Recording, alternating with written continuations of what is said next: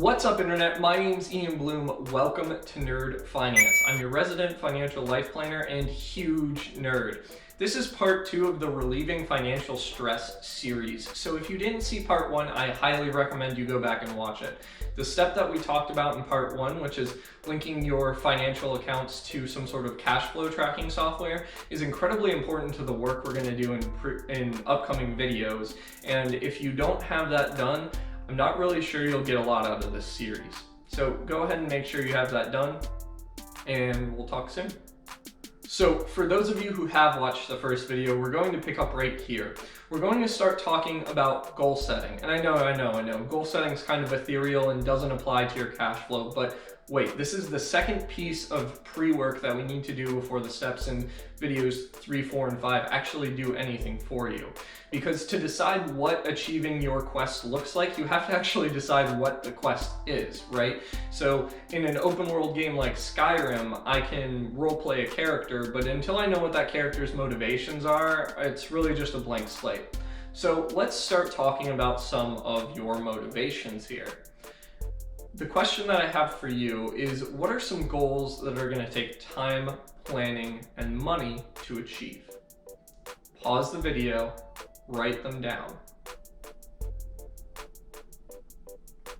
All right, if you're back, are there any other goals that you have that are going to take time, planning, and money to achieve? Really take a second to think about it, because we want to make sure that what you write down matters to you, or the rest of the exercises aren't actually going to motivate you to do very much. Cool. So now that you have some of those written down, I want you to go back over them and apply 3 things to them. Make sure there's a description for the goal. So if you want to buy a house, is it 3 bedroom, 3 bathroom? What area of the city is it located in? What does the house look like?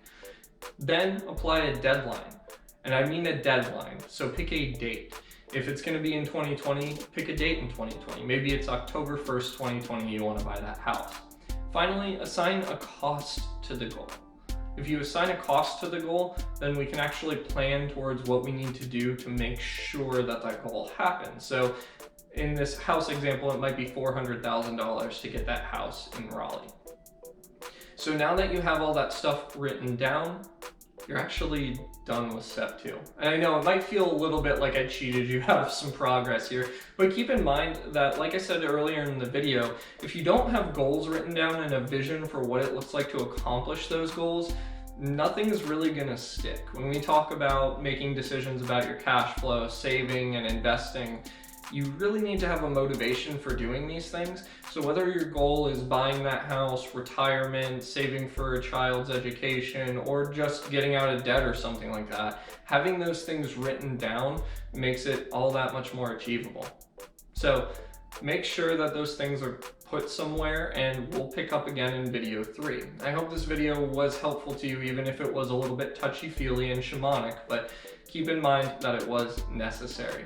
If you have any questions, feel free to leave a comment down below with them, and make sure to subscribe to the channel if you're enjoying this series so far. I look forward to seeing you in the future videos. Have a wonderful day.